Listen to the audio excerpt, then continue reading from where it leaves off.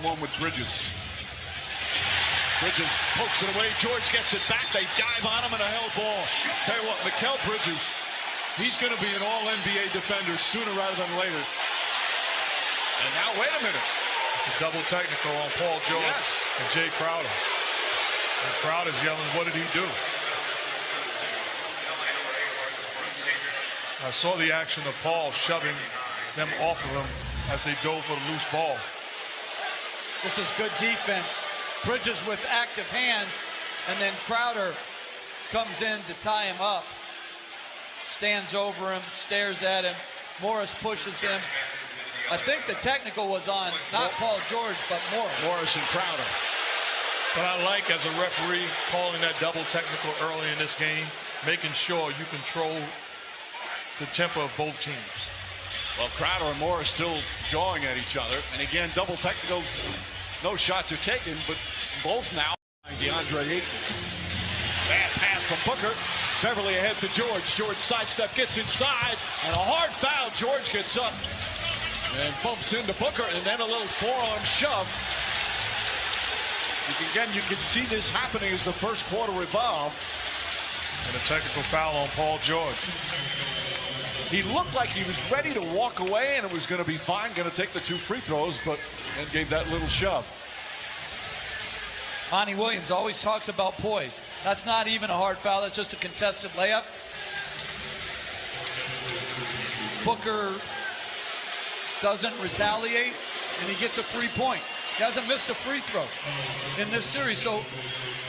Guys keep talking about it. They've scored 10 straight, the lead back up to 9.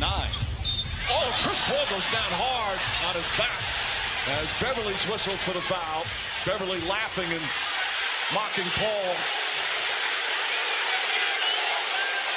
Crowd letting Beverly know what they think of it. He could care less. Review, see if it meets the criteria for a flagrant foul. That's not a flagrant foul. That's a foul. It's not a flagrant foul. Beverly trying to fight over the screen, and Paul wisely drawing the contact, but no, that was no deliberate trip or anything there. Oh, he did brace the fall a little bit with that left hand.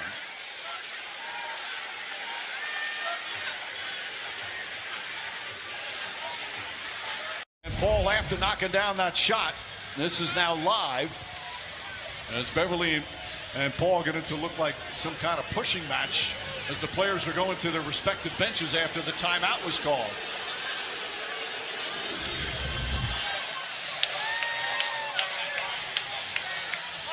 Oh, what? I mean, that's as unsportsmanlike as it gets. Patrick Beverly losing control. He said something, Paul said something to him, and he reacted inappropriately. You've been chirping all series long. Right. Now's not the time to react that way.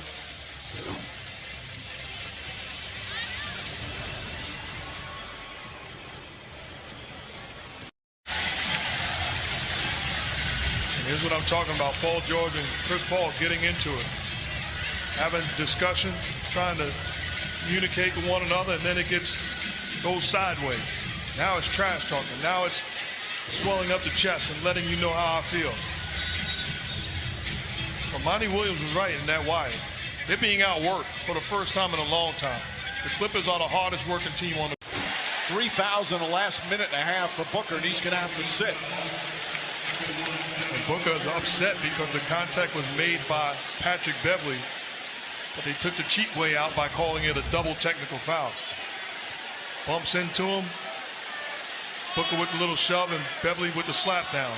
I like the call, though, because at the end of the day, you're controlling the game as a referee. I'd rather you catch the first guy. That's how you truly control the game. Body in front of you. Crowder looking, throws it alley. Oh! He puts it down! He puts it down! It's over! And they're trying to say goaltending, but that's a live basketball. He can finish it. Right, there is no goaltending on an inbound pass. You can catch it above the rim. The officials going over to discuss it. There's been bottles being thrown from the court. But right now the ruling on the floor was that the basket counted. What a perfectly executed play. Ayton guides it in beautifully. What an incredible job by Monty Williams designing that play to perfection. But there's time on the clock. And again, another great screen by Booker. DeAndre Ayton gets an early call here to start the second. Hands it off to Rondo. Right back to Cousins. Cousins for the slam. And the foul. Charge tried to greet him at the rim and got knocked down for it. A chance for a three-point play. Well, this was a nice action. The baseline cut by Rondo drew the second defender.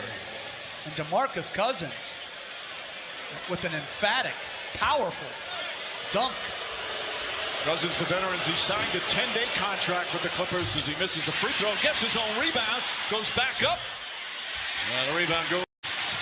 George double figures in rebounds once again. Drives on Booker, and a foul on Booker. That's going to be his fourth. So Booker and Chris Paul each with 4 for the Suns. Terrence Mann 4. And more technical fouls being handed out. It's going to be a technical foul on Devin Booker, shoving Paul George after the play.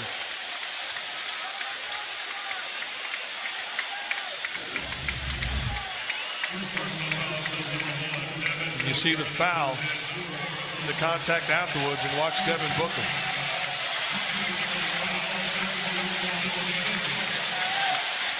I'm going to say this, though. You know how you watch Patrick Beverley do this? You watch Paul George didn't run into him by accident. So, again, it's the retaliation. Booker one-on-one. Spins, falling away on the baseline. It's good. Tough shot from out. He has such diversity in his offensive game here, backing in against a very strong Pat Connaughton. Spins baseline, taking a little bump, a slap by Giannis, and a hoop.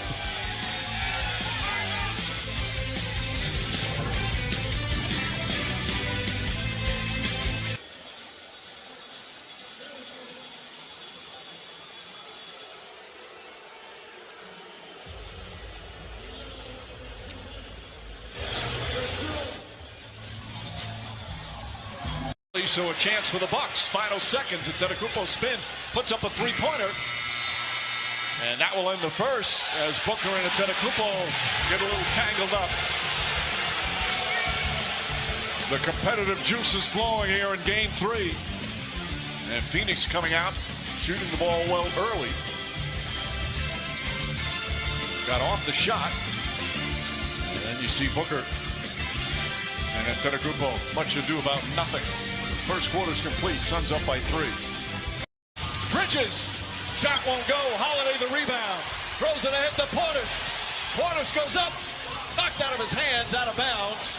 And it's still going to be Milwaukee ball. Portis trying to block Chris Paul from talking to Scott Foster. That's a bizarre sequence. You'd think you'd want to let him go. Maybe hopes he'd get mad and get a technical. Tell you what, this crowd loves Bobby Portis. And if you're a Bucks fan, you have every right to. If you like competitors, you're going to like Bobby Portis.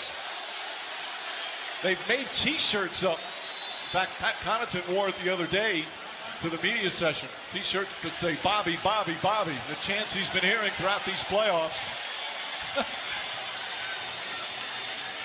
So we'll take a timeout. Portis able to smile here in the most important game of his life.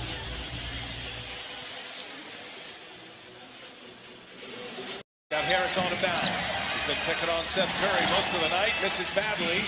And let's see, wave it off. Loose ball foul on Philadelphia. Collins and Ben Simmons get nose to nose.